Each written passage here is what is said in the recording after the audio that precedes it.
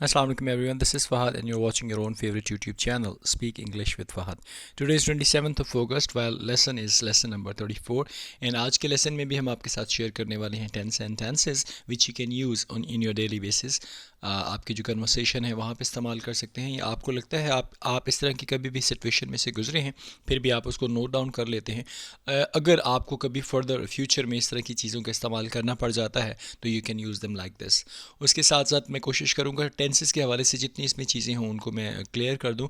कल मैंने टेंसेस की एक और वीडियो अपलोड कर दी थी that was all about perfect continuous. जिसमें present perfect continuous, past perfect continuous और फ्यूचर परफेक्ट कॉन्टीन्यूस को डिस्कस किया गया था. So without wasting your time let's start with the first slide. Yeah, the first one is where are you going with your friends.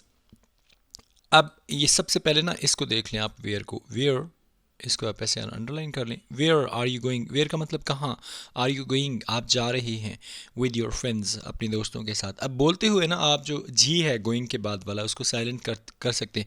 Where are you going with your friends, आप अपने दोस्तों के साथ कहाँ जा रहे हैं. अगर हम यहाँ से स्टार्ट करें, are you going with your friends, आप अपने दोस्तों के साथ जा रहे हैं, तो ये भी प्रेजेंट कॉन्टीन्यूस है. और where are you going with your friends ये भी प्रेजेंट कॉन्टीन्यूस है.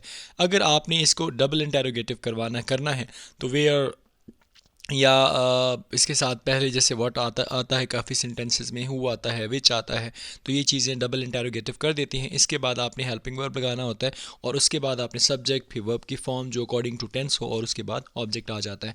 फिलहाल ये सेंटेंस नंबर 1 जो है it is indicating present continuous tense. इसकी रीज़न क्या है कि are basically is a helping verb of present और गो इन जो है ये वर्ब जो है ये कॉन्टीन्यूस को जाहिर करता है. So the sense is present continuous tense. Sentence number 2 की अगर बात करें तो किसी को आपने कुछ कहना है, जैसे पहले हमने डिस्कस किया था हेयर इज़ योर मिल्क, ये रहा आपका दूध, ठीक है. Here is your final payment, सिर्फ एक वर्ड चेंज किया, यहाँ रही आपकी फाइनल पेमेंट, ये रही आपकी फाइनल पेमेंट. फाइनल पेमेंट की जगह आप कुछ भी बदल सकते हैं. यानी for example someone asked about tea, here is your cup of tea. Someone asked about milk, here is your cup of milk. Here is your clothes, here is your bike, here is your car, here is your cell phone. ये रहा आपका cell phone, ये रही आपकी full final payment, ये रही आपकी गाड़ी और ये रहे आपके कपड़े. सेंटेंस नंबर 3 की अगर बात करें, I am putting this in your bag. अब देखें यहाँ पे सबसे पहले मैंने आपको क्या कहा था, helping verb is am are present को जाहिर करता है, जबकि पुट के बाद आई एन जी है, पुटिंग है, तो ये कॉन्टीन्यूस को जाहिर करता है. तो सेंटेंस हो जाएगा प्रेजेंट कॉन्टीन्यूस का. I am putting this in your bag, मैं ये आपके बैग में रख रहा हूँ. अच्छा, अब देखें अगर आपने इसको नेगेटिव करना है तो आपने सिर्फ इसको यहाँ पे नॉट लगा देना, ठीक है. आई am not putting this in your bag, मैं इसे आपके बैग में नहीं रख रहा हूँ. अच्छा, अगर आपने इसको नेगेटिव करना है, am I putting this in your bag, अब मैं आपके बैग में रख रहा हूँ और मैं आपके बैग में क्या रख रहा हूँ, तो फिर आप क्या लगाएंगे, what am I putting this in your bag. What am I putting in your bag, फिर दिस जो है आप रिमूव कर देंगे कि मैं आपके बैग में क्या रख रहा हूँ. सेंटेंस नंबर 4 की अगर बात करें तो where is your wedding licence. अब आपने निकाह नामा सुना होगा ना, निकाह नामे की इंग्लिश आपको लगती होगी कि क्या होगी, it's wedding licence, it's wedding licence. Where is your wedding licence, आपका निकाह नामा कहाँ है. अच्छा, ये मुस्लिम्स हैं हम लोग तो हमारे लिए इसको निकाहनामा लिया जाता है, बाकी जितने भी हैं उनके लिए एज इन वेडिंग एग्रीमेंट भी लिया जाता है. वेडिंग एग्रीमेंट भी कहा जा सकता है और वेडिंग लाइसेंस भी कहा जा सकता है. Where is your wedding agreement और where is your wedding licence. My wedding licence, I don't have any wedding licence because I am not married yet. आप ये कह सकते हैं, या अगर आप मैरिड हैं तो आप कह सकते हैं या I do have my wedding licence at home. If you are curious I can show you. अगर आप क्यूरियस हो, अगर आप बेचैन हो, अगर आप देखना चाहते हो तो मैं आपको दिखा सकता हूँ. Sentence number 5 is what have I done to you, मैंने तुम्हें क्या कहा है या मैंने तुम्हें क्या किया है, ठीक है. अब हैव आ गया है, ठीक है, ये प्रेजेंट परफेक्ट को जाहिर करता है, परफेक्शन के लिए इस्तेमाल होता है हैव. और हैव के बाद ये थर्ड फॉर्म है डू, डिड, डन, तो ये प्रेजेंट परफेक्ट का सेंटेंस बन जाएगा what have I done to you, मैंने आपको क्या किया है, मैंने आपको क्या कहा है या मैंने आपके साथ क्या किया है. अच्छा, have I done to you, क्या मैंने आपके साथ किया है. What have I done to you, मैंने आपके साथ क्या किया है.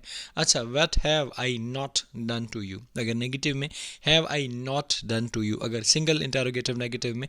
और अगर आपने इसको सिंपल बनाना है, I have done to you, मैंने तुम्हारे साथ ये किया है।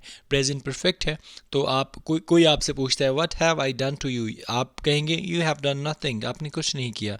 बट यू मस्ट रिमेंबर, लेकिन आपको याद रखना चाहिए, your ideas were to do things, आपके ख्यालात थे कुछ करने के, लेकिन आप कर नहीं पाए।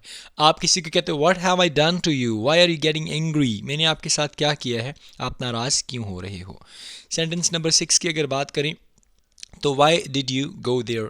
अब मैंने आपको पहले बताया था जहाँ पे डिड आ जाएगा, सेकेंड फॉर्म आ जाएगी, तो आपने पास्ट इंडेफिनिट की तरफ चले जाना है विदाउट थिंकिंग एनीथिंग, कुछ भी सोचे। Why did you go there.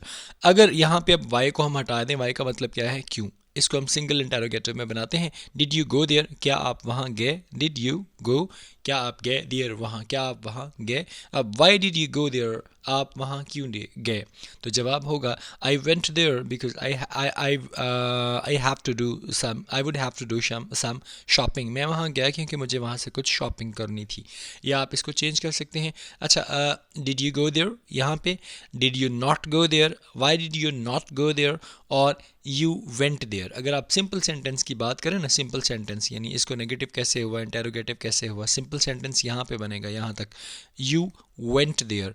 अब यहाँ पे गो की जगह सेकेंड फॉर्म आ जाएगी, क्या आ जाएगी, वेंट, और जहाँ पे भी सेकेंड फॉर्म इस्तेमाल होगी तो क्या हो जाएगा, सेकेंड फॉर्म आपको इंडिकेट करेगी कि ये पास्ट इंडेफिनिट का टेंस है, सेंटेंस है। सेंटेंस नंबर 7 की अगर बात करें तो ये बहुत ही ज़बरदस्त सेंटेंस है। आपने सुना होगा मैं जा रहा हूँ, अच्छा वो भाग गया, हमने उसे भगा दिया। अब भागने की इंग्लिश है, भगाने की कोई नहीं है, ठीक है। मैंने पानी पिया, उसने मुझे पानी पिलाया, ठीक है। मैंने कपड़े इस्त्री किए, मैंने कपड़े इस्त्री करवाए, ठीक है। अब ये वो चीज़ें हैं कि जिनका आप थोड़ा बंदा कंफ्यूज हो जाता है। He is getting the room cleaned, he is getting the room cleaned, वो कमरा साफ़ करवा रहा है। ही इज़ गेटिंग, अब जो गेटिंग इस्तेमाल करेंगे ना, ये उन चीज़ों के लिए इस्तेमाल करेंगे जिनकी इंग्लिश आपके पास मौजूद नहीं है। अब साफ़ करवाना, गेटिंग द रूम क्लीन्ड, वो कमरा साफ़ करवा रहा है। अब ये भी किस सेंस में है, इज़ है, हेल्पिंग वर्ब है, गेट के साथ आईएनजी लग गया, तो ये प्रेजेंट कॉन्टीन्यूस है। He is getting the room cleaned, वो कमरा साफ़ करवा रहा है। अच्छा, उसने उसे भगा दिया, ही मेड हिम रन, उसने उसे भगा दिया। अच्छा, मतलब इस तरह के काफ़ी सेंटेंसेस हैं जो हम साथ साथ डिस्कस करते जाएंगे। सेंटेंस नंबर 8 की अगर मैं बात करूं तो ये देखें, he is cleaning his room. अब ये उसका पहले वाला सेंस है, ही इज़ क्लीनिंग, वो साफ़ कर रहा है, हीज़ रूम, अपना कमरा। अब इज़ हेल्पिंग वर्ब है, प्रेजेंट का क्लीन के बाद आईएनजी है, तो प्रेजेंट कॉन्टीन्यूअस टेंस हो गया। He is cleaning his room, वो कमरा साफ़ कर रहा है। He is getting his room cleaned, वो अपना कमरा साफ़ करवा रहा है, ठीक है। या he got his room cleaned, अब ये पास्ट में हो जाएगा, उसने अपना कमरा साफ़ करवाया। अच्छा, he is not cleaning his room, वो अपना कमरा साफ़ नहीं कर रहा है। Is he cleaning his room, क्या वो अपना कमरा साफ़ कर रहा है। Why is he cleaning his room, वो अपना कमरा क्यों साफ़ कर रहा है। इसको हम डबल इंटेरोगेटिव सेंस में भी ले आएंगे।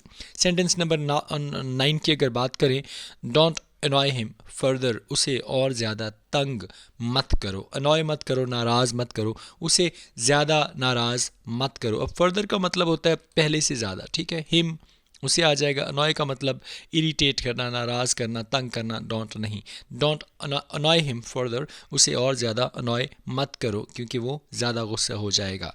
सेंटेंस नंबर 10 की अगर बात करें, डोंट इवन कम बैक, वापस कभी मत आना या वापस कभी मत लौटना। डोंट इवन वैसे कहते हैं हत्ता के, ठीक है। लेकिन जब he didn't